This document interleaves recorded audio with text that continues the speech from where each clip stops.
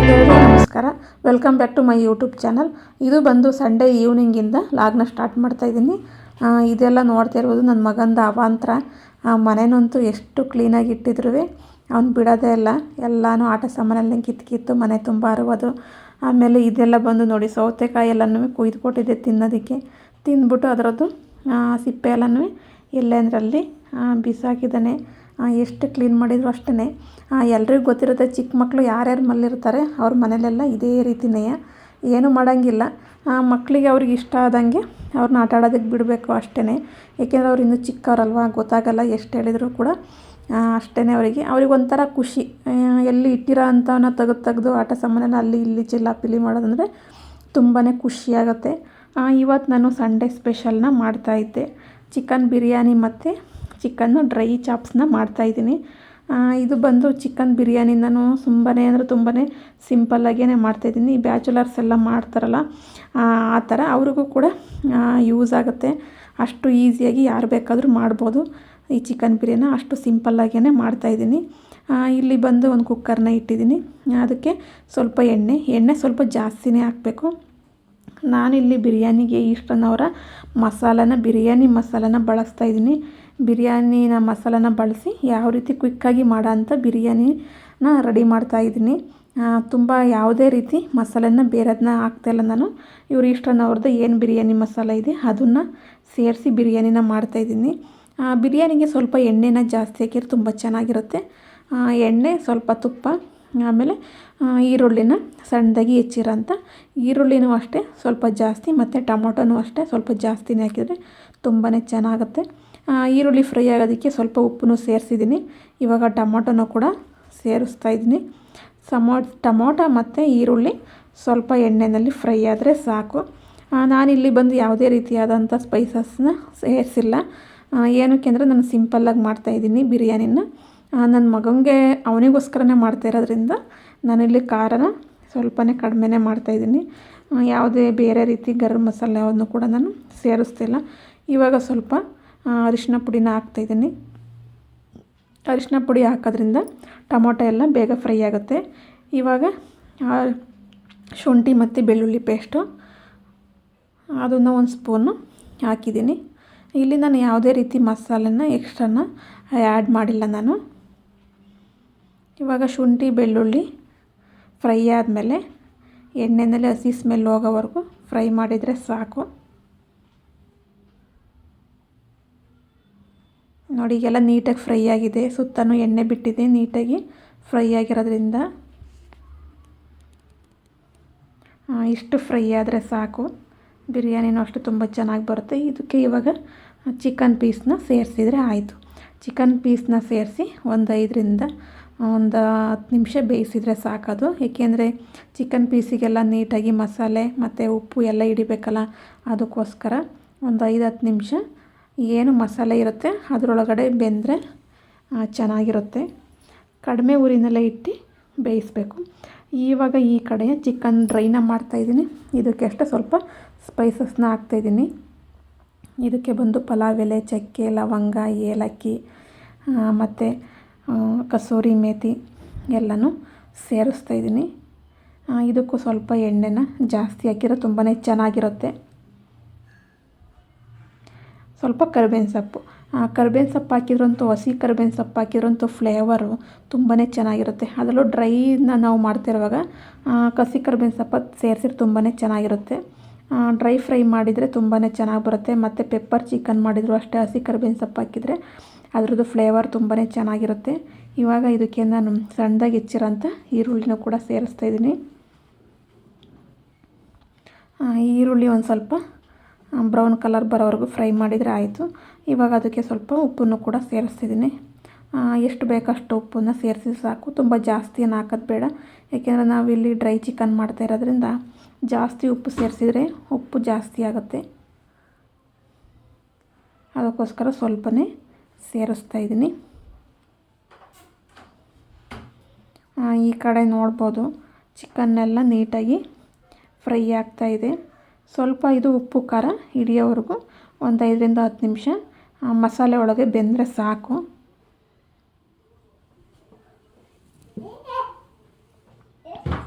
ಇದು ಅಷ್ಟೇ ಫ್ರೈ ಆಗ್ತಾಯಿದೆ ಈರುಳ್ಳಿ. ಇದು ಚೆನ್ನಾಗಿ ಫ್ರೈ ಆದಮೇಲೆ ಇದಕ್ಕೂ ಅಷ್ಟೇ ಟೊಮೊಟೊನ ಹಾಕಿ ಫ್ರೈ ಮಾಡಿದರೆ ಸರಿ ಹೋಗುತ್ತೆ. ನೋಡಿ, ಇಷ್ಟು ಪ್ರಮಾಣದಲ್ಲಿ ಫ್ರೈ ಆದರೆ ಸಾಕು. ಇವಾಗ ಸಣ್ಣದಾಗಿ ಹೆಚ್ಚಿರೋ ಅಂಥ ಟೊಮೊಟೊನೂ ಕೂಡ ಸೇರಿಸೋಣ.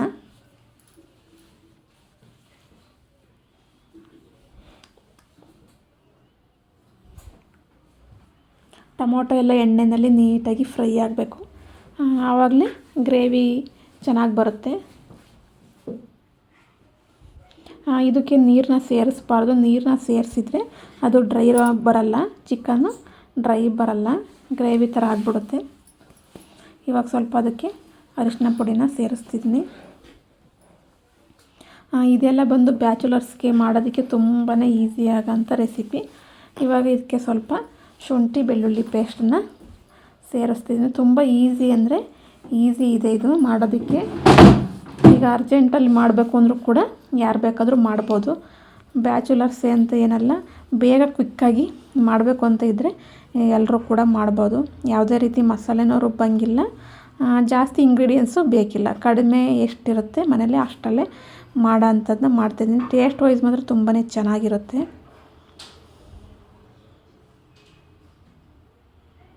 ನೋಡಿ, ಇವಾಗ ನೀಟಾಗಿ ಹಸಿ ಸ್ಮೆಲ್ಲು ಹೋಗೋವರೆಗೂ ಕೂಡ ಫ್ರೈ ಆಗ್ತಾಯಿದೆ ಎಣ್ಣೆನಲ್ಲೇ.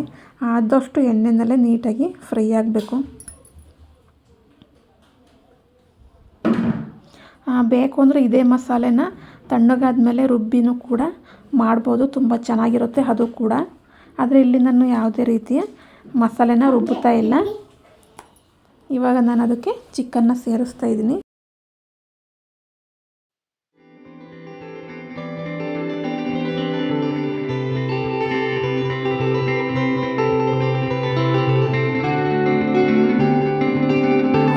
ಚಿಕನ್ನ 1 kg ತೊಗೊಂಡಿದ್ವಿ. ಬಾಣಲೆ ಬೆಂದಮೇಲೆ ಸರಿಯಾಗುತ್ತೆ ಅಂತ ಹಾಕಿದ್ದೀನಿ. ಇವಾಗ ಈ ಕಡೆಯ ಬಿರಿಯಾನಿಗೂ ಕೂಡ ರೆಡಿ ಆಯಿತು. ಈಗ ಅದಕ್ಕೆ ಮಸಾಲೆನ ಇಷ್ಟನ್ನವರ ಮಸಾಲನ್ನೇ ಬಿರಿಯಾನಿ ಮಸಾಲೆನ ಸೇರಿಸ್ತಾ ಇದ್ದೀನಿ. ಇವಾಗ ಸೇರಿಸಿ ಇದನ್ನು ನೀಟಾಗಿ ಮಿಕ್ಸ್ ಮಾಡಿದರೆ ಸರಿಯಾಗುತ್ತೆ. ಈಗ ಮಸಾಲೆ ಎಲ್ಲ ಚಿಕನ್ ಪೀಸಿಗೆಲ್ಲ ನೀಟಾಗಿ ಹಿಡಿಯುತ್ತೆ. ಇವಾಗ ಒಂದು 50% ಚಿಕನ್ ಬೆಂದಿದೆ. ಇವಾಗ ಇದಕ್ಕೆ ನಾನು ಕೊತ್ತಂಬರಿನ ಸೇರಿಸ್ತಾ ಇದ್ದೀನಿ. ಕೊತ್ತಂಬರಿನ ಸೇರಿಸಿ ನೀಟಾಗಿ ಮಿಕ್ಸ್ ಮಾಡಿದರೆ ಆಯಿತು. ಇದೆಲ್ಲ ಬಂದು ತುಂಬಾ ಕ್ವಿಕ್ಕಾಗಿ ಆಗೋ ಅಂಥದ್ದು. ರೆಡಿ ಮಸಾಲೆ ಬರುತ್ತಲ್ಲ, ಅದನ್ನು ತಗೊಂಡು ಮಾಡಿದರೆ ತುಂಬಾ ಬೇಗನೆ ಆಗುತ್ತೆ. ಇವಾಗ ನಾನು ರೈಸ್ನ ತೊಳೆದಿಟ್ಟಿದ್ನೆಲ್ಲ ಅದನ್ನು ಸೇರಿಸ್ತಾ ಇದ್ದೀನಿ. ಇವಾಗ ರೈಸ್ನೂ ಅಷ್ಟೇ ನೀಟಾಗಿ ಮಿಕ್ಸ್ ಮಾಡಿದರೆ ಆಯಿತು. ಇದೇ ಟೈಮಲ್ಲಿ ನಮಗೆ ಉಪ್ಪು ಬೇಕಂದರೆ ಉಪ್ಪನ್ನು ಸೇರಿಸ್ಬೋದು, ಖಾರ ಬೇಕು ಅಂದರೆ ಖಾರನೂ ಕೂಡ ಸೇರಿಸ್ಬೋದು. ನಾನಿಲ್ಲಿ ಎಲ್ಲ ಕರೆಕ್ಟಾಗಿ ಆಗಿದೆ ನೋಡಿದೆ. ಉಪ್ಪು ಖಾರ ಎಲ್ಲ ಮೀಡಿಯಮ್ ಆಗಿದೆ, ಕರೆಕ್ಟಾಗಿದೆ. ಸ್ವಲ್ಪ ಉಪ್ಪಾದರೂ ಕೂಡ ತಿನ್ನೋಕ್ಕಾಗಲ್ಲ. ಇವಾಗ ನಾನು ಅದನ್ನು ನೀಟಾಗಿ ಮಿಕ್ಸ್ ಮಾಡ್ತಾಯಿದ್ದೀನಿ. ನೀಟಾಗಿ ಮಿಕ್ಸ್ ಮಾಡಿ ಇವಾಗ ನೀರು ಎಷ್ಟು ಬೇಕು ಅಂತ ಹಾಕ್ತಾಯಿದ್ದೀನಿ. ನಾನು ಇಲ್ಲಿ ಆ ಗ್ಲಾಸಲ್ಲಿ 1.5 ಗ್ಲಾಸು ಅಕ್ಕಿನ ತೊಗೊಂಡಿದ್ದೆ. ಅದಕ್ಕೆ ನಾನು ಇವಾಗ 3 ಗ್ಲಾಸು ನೀರನ್ನು ಹಾಕ್ತೀನಿ. ಇನ್ನೂ ಒಂದು ಅರ್ಧ ಗ್ಲಾಸು ಎಕ್ಸ್ಟ್ರಾ ಸೇರಿಸ್ಬೋದು, ಏನಾಗಲ್ಲ. ಇವಾಗ ನಾನು ಕರೆಕ್ಟಾಗಿ 3 ಗ್ಲಾಸ್ನೇ ಹಾಕ್ತೀನಿ. ಏನಕ್ಕೆ ಅಂದರೆ ನಾವು ಮಸಾಲದೆಲ್ಲನೂ ಹಾಕಿದ್ವಲ್ಲ, ಅದೇ ಸ್ವಲ್ಪ ನೀರು ಬಿಟ್ಟಿತ್ತು. ಈರುಳ್ಳಿ ಮತ್ತು ಟೊಮೊಟೊದ್ದು ಏನಿತ್ತು ಅದು ಸ್ವಲ್ಪ ನೀರನ್ನ ಬಿಟ್ಕೊಂಡಿತ್ತಲ್ಲ, ಅದಕ್ಕೋಸ್ಕರ ನಾನಿಲ್ಲಿ ಕರೆಕ್ಟಾಗಿ 1.5 ಗ್ಲಾಸ್ ಅಕ್ಕಿಗೆ 3 ಗ್ಲಾಸ್ನ ನೀರನ್ನು ಸೇರಿಸ್ತಾ ಇದ್ದೀನಿ. ಅಷ್ಟು ನೀರು ಸೇರಿಸಿದರೆ ಸಾಕು. ಬಿರಿಯಾನಿ ಇಲ್ಲಾಂದರೆ ಉದ್ದುದ್ರಾಗಿ ಬರಲ್ಲ, ಅಂಟಾಗಿ ಬರುತ್ತೆ. ಉದ್ದುದ್ರಾಗಿ ಬರಬೇಕು ಅಂದರೆ ನೀರನ್ನ ಕರೆಕ್ಟಾಗಿ ಸೇರಿಸಿದರೆ ತುಂಬಾ ಚೆನ್ನಾಗಿ ಬರುತ್ತೆ. ನನ್ನ ಮಗನಿಗೆ ಬಿರಿಯಾನಿ ಅಂದರೆ ತುಂಬಾ ಇಷ್ಟ. ಅದಕ್ಕೋಸ್ಕರ ಅವನಿಗೋಸ್ಕರನೇ ಈ ಬಿರಿಯಾನಿನ ರೆಡಿ ಮಾಡ್ತಾಯಿದ್ದೀನಿ. ನಮ್ಮಲ್ಲಿ ಸಂಡೇ ಬಂದು ಕಂಪಲ್ಸರಿ ನಾನ್ ವೆಜ್ಜು ಮಾಡೇ ಮಾಡ್ತೀವಿ. ಅದರಲ್ಲೂ ಬಿರಿಯಾನಿ ಮತ್ತು ಗ್ರೇವಿ ಇಲ್ಲ ಪೆಪ್ಪರ್ ಚಿಕನ್ನು, ಈ ಥರ ಡ್ರೈ ಚಿಕನ್ನು ಈ ಥರನೇ ಮಾಡೋದು. ಇವಾಗ 3 ಗ್ಲಾಸು ನೀರನ್ನು ಹಾಕಿದ್ದೀನಿ. ಸಾಕು, ಅಷ್ಟು ಹಾಕಿದರೆ ಕರೆಕ್ಟಾಗುತ್ತೆ.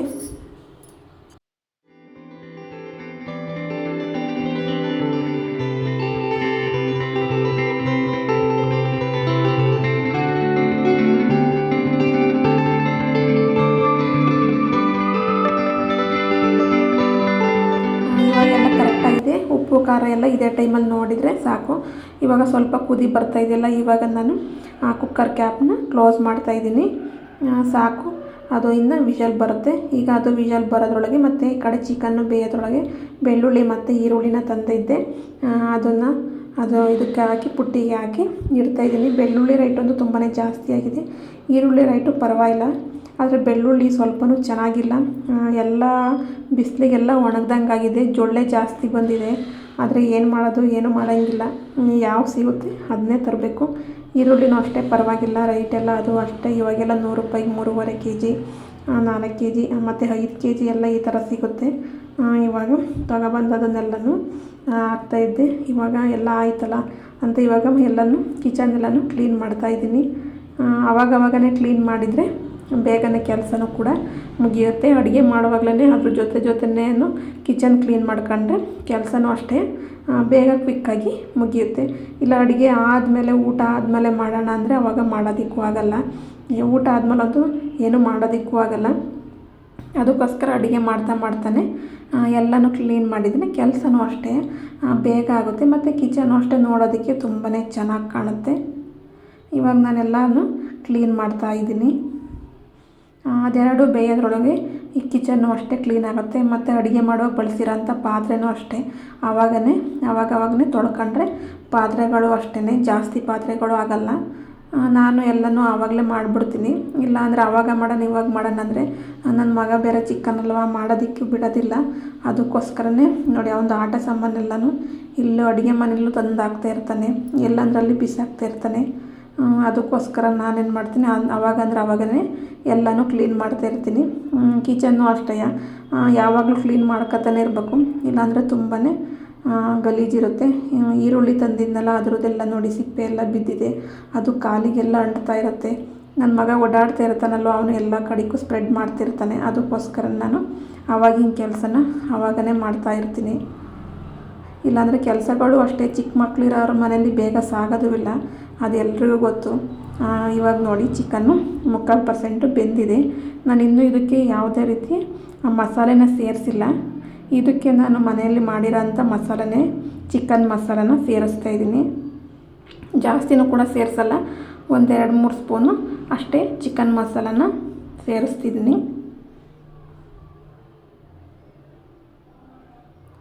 ಮತ್ತು ಇವಾಗ ಗರಂ ಮಸಾಲನೂ ಕೂಡ ಸೇರಿಸ್ತಾಯಿದ್ದೀನಿ. ಜಾಸ್ತಿ ಏನು ಸೇರಿಸಿಲ್ಲ, ನಾನು ಎಲ್ಲ ಕಡಿಮೆನೇ ಸೇರಿಸಿದ್ದೀನಿ. ನಿಮಗಿನ್ನೂ ಸ್ವಲ್ಪ ಸ್ಪೈಸಿ ಆಗಿರಬೇಕು, ಸ್ವಲ್ಪ ಖಾರವಾಗಿರಬೇಕು ಅಂದರೆ ಸೇರಿಸ್ಬೋದು. ನಾನು ನೋಡಿ ಯಾವುದೇ ರೀತಿ ನೀರನ್ನು ಕೂಡ ಹಾಕಿಲ್ಲ, ಅದೇ ನೀರು ಬಿಟ್ಟಿದೆ. ಈರುಳ್ಳಿ ಟೊಮೊಟೊ ಹಾಕಿರ್ತೀವಲ್ಲ, ಮತ್ತು ಚಿಕನ್ ಹಾಕ್ತೀವಿ, ಚಿಕನ್ನಲ್ಲೂ ಸ್ವಲ್ಪ ನೀರಿರೋದ್ರಿಂದ ಅದೇನೇ ಕೂಡ ನೀರು ಬಿಟ್ಟಿರುತ್ತೆ. ಹಾಗಾಗಿ ನಾನು ಇಲ್ಲಿ ಒಂದು ಸ್ವಲ್ಪನೂ ಕೂಡ ನೀರು ಸೇರಿಸಿಲ್ಲ. ನೀಟಾಗಿ ಒಂದು 75% ಬೆಂದಿದೆ. ಆಮೇಲೆ ನಾನು ಗರಂ ಮಸಾಲ ಸೇರಿಸ್ತಿದ್ದೀನಿ. ಮೊದಲೇ ಸೇರಿಸಿದ್ರೆ ಅದು ತಳ ಹಿಡಿಯುತ್ತೆ ಬೇಗ, ಆಮೇಲೆ ಚಿಕನ್ನು ಬೇಯಲ್ಲ. ಅದಕ್ಕೋಸ್ಕರ 3/4% ಬೆಂದ ಮೇಲೆ ನಾವು ಮಸಾಲನ ಆ್ಯಡ್ ಮಾಡಿದರೆ ಚಿಕನ್ನೆಲ್ಲ ನೀಟಾಗಿ ಬೆಂದಿರುತ್ತೆ. ಮತ್ತು ಕೊನೆಗೆ ಮಸಾಲನೂ ಕೂಡ ನೀಟಾಗಿ ಚಿಕನ್ನಿಗೆ ಹಿಡಿಯುತ್ತೆ. ಅದಕ್ಕೋಸ್ಕರ ನಾನು ಚಿಕನ್ನಿಗೆ ಮೊದಲನೇ ಮಸಾಲನೇ ಹಾಕಿದರೆ ತಳ ಹಿಡಿತಾ ಇರುತ್ತೆ. ಯಾವಾಗಲೂ ಮಿಕ್ಸ್ ಮಾಡ್ತಾನೆ ಇರಬೇಕು. ಯಾವಾಗಲೂ ಮಿಕ್ಸ್ ಮಾಡ್ತಾ ಇರುವಾಗ ಚಿಕನ್ ಪೀಸಲ್ಲೆಲ್ಲ ಕಲಸೋಗ್ತಾ ಇರುತ್ತೆ. ಅದಕ್ಕೋಸ್ಕರನೇ ಕೊನೆಗೆ ಹಾಕಿದರೆ 3/4% ಬೆಂದ ಮೇಲೆ ಹಾಕಿದರೆ ಮಸಾಲೆ ಎಲ್ಲನೂ ಚಿಕನ್ನು ಅಷ್ಟೇ ಪೀಸು ಚೆನ್ನಾಗಿರುತ್ತೆ. ನೋಡಿ ಇವಾಗ ಪೀಸ್ ಯಾವುದು ಕಲಸಿಲ್ಲ, ತುಂಬ ಚೆನ್ನಾಗಿದೆ. ಬಿರಿಯಾನಿ ನೋಡ್ತಾ ಇರ್ಬೋದು ಈಗ ಎಷ್ಟು ಚೆನ್ನಾಗಿ ಬಂದಿದೆ ಅಂತ. ತುಂಬಾ ಚೆನ್ನಾಗಿ ಬಂದಿದೆ ಬಿರಿಯಾನಿನೂ ಕೂಡ. ತುಂಬ ಉದುದ್ರಾಗಿ ತುಂಬ ಟೇಸ್ಟಾಗಿ ಬಂದಿತ್ತು. ಸ್ವಲ್ಪನೂ ಉಪ್ಪು ಖಾರ ಯಾವುದು ಕೂಡ ಜಾಸ್ತಿ ಆಗಿರಲಿಲ್ಲ, ತುಂಬಾ ಚೆನ್ನಾಗಿತ್ತು. ನನ್ನ ಮಗಂತೂ ತುಂಬಾ ಇಷ್ಟಪಟ್ಟು ತಿಂದ. ನಮಗೂ ಅಷ್ಟೇ ತುಂಬಾ ಇಷ್ಟ ಆಯಿತು. ನೋಡು ಉದುದ್ರಾಗಿ ಎಷ್ಟು ಚೆನ್ನಾಗಿ ಬಂದಿದೆ ಅಂತ. ಇದು ಅಷ್ಟೇ, ಚಿಕನ್ ಫ್ರೈನೂ ಅಷ್ಟೇ ತುಂಬಾ ಚೆನ್ನಾಗಿ ಬಂದಿತ್ತು. ಟೇಸ್ಟ್ ಅಂತೂ ತುಂಬ ಅಂದರೆ ತುಂಬಾ ಇಷ್ಟ ಆಯಿತು. ನನ್ನ ಮಗನೂ ತುಂಬಾ ಇಷ್ಟಪಟ್ಟು ತಿಂದ, ನಮ್ಮ ಮನೆಯವರು ಅಷ್ಟೇ ತುಂಬಾ ಇಷ್ಟಪಟ್ಟು ತಿಂದರು. ಇವಾಗ ಊಟ ಎಲ್ಲ ಆಯಿತು. ಊಟ ಎಲ್ಲ ಆದಮೇಲೆ ತೋರಿಸಿದ್ನಲ್ಲ ಆವಾಗನೇ ಮನೆ ನನ್ನ ಮಗ ಯಾವ ರೀತಿ ಮಾಡಿದ್ದ ಅಂತ. ಇವಾಗೆಲ್ಲ ಅದನ್ನು ಕ್ಲೀನ್ ಮಾಡೋದೇ ಕೆಲಸ. ನಂದು ನೈಟ್ ರೊಟೀನ್ ಬಂದು ಡೈಲಿ ಇದೇ ರೀತಿಯೇ ಇರುತ್ತೆ, ಏನೂ ಚೇಂಜಸ್ ಇರೋಲ್ಲ. ಏನಕ್ಕೆ ಅಂದರೆ ನಾನು ಡೇ ಟೈಮಲ್ಲಿ ಮನೆ ಕ್ಲೀನ್ ಮಾಡೋದಕ್ಕೆ ಹೋಗಲ್ಲ. ಏಕೆಂದರೆ ಎಷ್ಟು ಸಲ ಕ್ಲೀನ್ ಮಾಡಿದರೂ ನನ್ನ ಮಗ ತಂದು ಎಲ್ಲನೂ ಎಸಿತಾ ಇರ್ತಾನೆ. ಮತ್ತು ಸೋಫಾ ಕವರ್ ಅಷ್ಟೇ ಎಲ್ಲದನ್ನೂ ಕೂಡ ತೆಗೆದು ಕಿತ್ತು ಎಳೆದಾಡ್ತಾ ಇರ್ತೀನಿ ಮನೆ ತುಂಬ ಎಲ್ಲ. ಅದಕ್ಕೋಸ್ಕರ ನಾನು ಡೇ ಟೈಮಲ್ಲಿ ನಾನು ಕ್ಲೀನ್ ಮಾಡೋದಕ್ಕೆ ಹೋಗಲ್ಲ. ಕ್ಲೀನ್ ಮಾಡಿದರೂ ಯಾವಾಗಲೂ ತೆಗ್ದು ಇರೋದ್ರಿಂದ ಸುಮ್ಮನೆ ಏನಕ್ಕೆ ಅಂತ ನಾನು ತೆಗಿಯೋದಕ್ಕೆ ಹೋಗಲ್ಲ. ಮಕ್ಕಳಿರೋರ ಮನೇಲೆಲ್ಲ ಸೇಮ್ ಇದೇ ಥರನೇ ಇರುತ್ತೆ.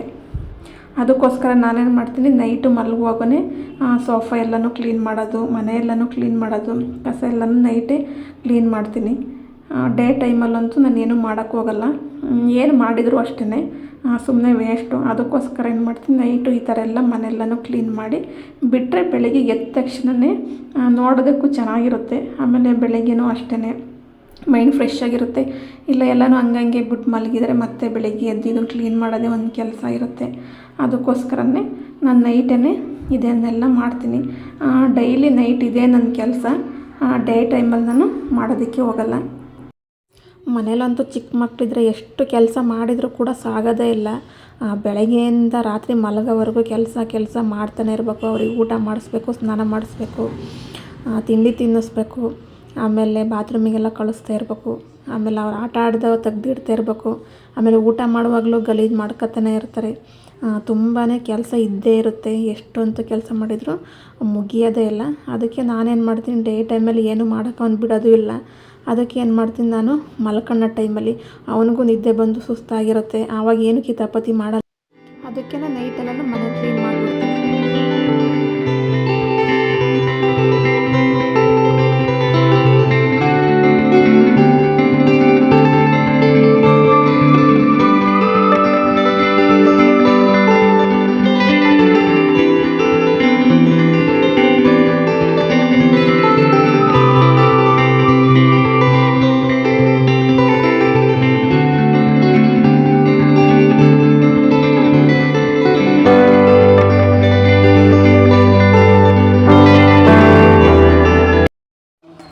ನನ್ನ ಮಗ ಬಂದು ಮಂಚದ ಮೇಲೆ ಮಲಗಲ್ಲ. ಅವ್ನು ಮಲಗೋದೇ ಕೆಳಗಡೆ. ಅದಕ್ಕೋಸ್ಕರ ನಾವೆಲ್ಲರೂ ಕೂಡ ಅದಕ್ಕೆ ಕೆಳಗಡೆನೇ ಮಲಗೋದು. ಹಾಸೋದಕ್ಕೆಲ್ಲ ನನ್ನ ಮಗನೇ ಎಲ್ಪ್ ಮಾಡ್ತಾನೆ. ಈ ಚಾಪೆ ತಂದು ಕೊಡೋದು, ಈಗ ಹಾಸೋದಕ್ಕೆ ಬೆಡ್ಶೀಟ್ಗಳು, ಬ್ಲ್ಯಾಂಕೆಟು ಎಲ್ಲನೂ ತಂದು ಕೊಡೋದು ಕೂಡ ಅವನೇ. ನೋಡಿ ಹೆಂಗೆ ತಗೊಬರ್ತಾನೆ ಅಂದರೆ ಎತ್ತಕ್ಕಾಗೋದಿಲ್ಲ, ಆದರೂ ಕೂಡ ತಗೊಬಂದು ಎಲ್ಲನೂ ಕೂಡ ಕೊಡ್ತಾನೆ. ಅವ್ನು ಚಿಕ್ಕ ವಯಸ್ಸಿಂದಲೂ ಅಷ್ಟೇ ನಾನು ಕೆಳಗೆ ಮಲಗಿಸಿ ಅವನ್ನ ಅಭ್ಯಾಸ ಮಾಡಿದ್ದೀನಿ. ಇವಾಗ ಏನು ಮಾಡಿದ್ರು ಅಷ್ಟೇ, ಮಂಚಿನ ಮೇಲೆ ಮಲಗನ್ ಬಾರವ ಅಂದ್ರೆ ಅವನು ಒಂದು 5 ನಿಮಿಷ ಅಷ್ಟೇ ಹ್ಞೂ ಅಂತಾನೆ. ಆಮೇಲೆ ಮತ್ತೆ ಬೇಡ ಕೆಳಗೆ ಆಸಮ್ಮ ಅನ್ನುತ್ತೆ. ಅದಕ್ಕೋಸ್ಕರ ನಾವೆಲ್ಲರೂ ಕೂಡ ಕೆಳಗಡೆನೇ ಮಲಗೋದು. ಕೆಳಗಡೆ ಮಲಗೋದು ಅವನಿಗೆ ಅಭ್ಯಾಸ ಇರೋದ್ರಿಂದ ಈಗ ನಮಗೂ ಅಭ್ಯಾಸ ಆಗಿಬಿಟ್ಟಿದೆ. ಡೈಲಿ ಅದೊಂದು ಕೆಲಸ ನನಗೆ, ಕೆಳಗಡೆ ಹಾಸೋದು ಮತ್ತು ಬೆಳಿಗ್ಗೆ ಎದ್ದು ತೆಗಿಯೋದು. ದಿಂಬೆಲ್ಲ ನೋಡಿ ಅವನೇ ಪ್ರತಿಯೊಂದನ್ನು ಕೂಡ ಅಷ್ಟೇ ಅವನೇ ತಂದು ಎತ್ತಕ್ಕಾಗಲ್ಲ, ಆದರೂ ಕೂಡ ತಗೊಬಂದು ಕೊಡ್ತಾ ಇರ್ತಾನೆ. ಕೆಳಗಡೆ ಮಲಗೋದ್ರಿಂದ ನಮಗೂ ಅದೊಂಥರ ಕಂಫರ್ಟಬಲ್ ಫೀಲ್ ಅನಿಸುತ್ತೆ ಇವಾಗ. ಹಾಗಾಗಿ ಏನಿಲ್ಲ, ನನ್ನ ಮಗ ಯಾವಾಗ ಮಂಚದ ಮೇಲೆ ಮಲಗೋಣ ಅಂತಾನೆ ಅಲ್ಲಿವರೆಗೂ ಕೂಡ ನಮ್ಮದು ಡೈಲಿ ರೊಟೀನು ನೈಟು ಇದೇನೇ ಇರುತ್ತೆ, ಏನೂ ಚೇಂಜ್ ಇರಲ್ಲ. ಅದರ ಅಡುಗೆ ಬಂದು ಡೈಲಿ ನಾನ್ ವೆಜ್ ಮಾಡಲ್ಲ, ಬೇರೆ ಮಾಡ್ತೀನಿ. ಇನ್ನು ಡೈಲಿ ಬಂದು ಇದೇ ರೀತಿ ಮನೆ ಕ್ಲೀನ್ ಮಾಡೋದು ಮತ್ತು ನೈಟೇ ಪೂರ್ತಿ ಮನೆಯೆಲ್ಲನೂ ಕ್ಲೀನ್ ಮಾಡೋದು ಎಲ್ಲ ನಮ್ಮದು ಇದೇ ರೀತಿ ಇರುತ್ತೆ. ನೋಡಿ ಮಂಚದ ಮೇಲೆ ಯಾರೂ ಮಲಗಲ್ಲ. ಸ್ಕ್ರೀನೆಲ್ಲನೂ ಕ್ಲೋಸ್ ಮಾಡಿರಲಿಲ್ಲ, ಸ್ಕ್ರೀನ್ ಕ್ಲೋಸ್ ಮಾಡ್ಕೊಂಡು ಲೈಟ್ ಆಫ್ ಮಾಡ್ಕೊಂಡು ಹೋಗಿ ಮಲಗೋದು. ಫ್ರೆಂಡ್ಸ್, ನಮ್ಮದು ಇದೇನೇ ನೈಟು ಡೈಲಿ ಇದೇ ರೀತಿಯೇ ಇರುತ್ತೆ ರೊಟೀನು. ತುಂಬ ಜನ ಮಕ್ಕಳಿರೋರ ಮೇಲೆಲ್ಲ ಇದೇ ರೀತಿ ಇರುತ್ತೆ ಅಂತಲೇ ಅಂದ್ಕೊಂಡಿರ್ತೀನಿ. ಏಕೆಂದರೆ ಮನೆಯೆಲ್ಲನೂ ಅವ್ರು ಮಲಗ್ದಾಗ್ಲೇ ಕ್ಲೀನ್ ಮಾಡಬೇಕು, ಏಕೆಂದರೆ ಅವ್ರು ಎದ್ದಾಗಂತೂ ಕ್ಲೀನ್ ಮಾಡೋದಕ್ಕಾಗಲ್ಲ. ಇವಾಗ ನೋಡಿ ಪೂರ್ತಿ ಮನೆಯೆಲ್ಲನೂ ಕ್ಲೀನ್ ಮಾಡಿದ್ದೀನಿ. ಈ ರೀತಿ ಮನೆಯೆಲ್ಲನೂ ಕ್ಲೀನ್ ಮಾಡಿದರೆ ಬೆಳಗ್ಗೆ ಎದ್ದಾಗ ನಮಗೂ ಕೂಡ ಸ್ವಲ್ಪ ಮೈಂಡು ಫ್ರೆಶ್ ಆಗಿರುತ್ತೆ. ಅದಕ್ಕೋಸ್ಕರನೇ ನೈಟು ಎಷ್ಟು ಸಾಧ್ಯನೋ ನಾನು ನೈಟಂತೂ ಡೈಲಿ ಕ್ಲೀನ್ ಮಾಡಿನೇ ಕಿಚನ್ ಇರ್ಬೋದು, ಹಾಲು, ರೂಮ್ಸು ಎಲ್ಲನೂ ಪ್ರತಿಯೊಂದನ್ನು ಕೂಡ ನೈಟೇ ಕ್ಲೀನ್ ಮಾಡ್ತೀನಿ. ಪಾತ್ರೆನೂ ಅಷ್ಟೇ ಎಲ್ಲ ಪಾತ್ರೆನೂ ತೊಳೆದಿದ್ದೀನಿ, ಯಾವುದನ್ನು ಕೂಡ ಬಿಟ್ಟಿಲ್ಲ.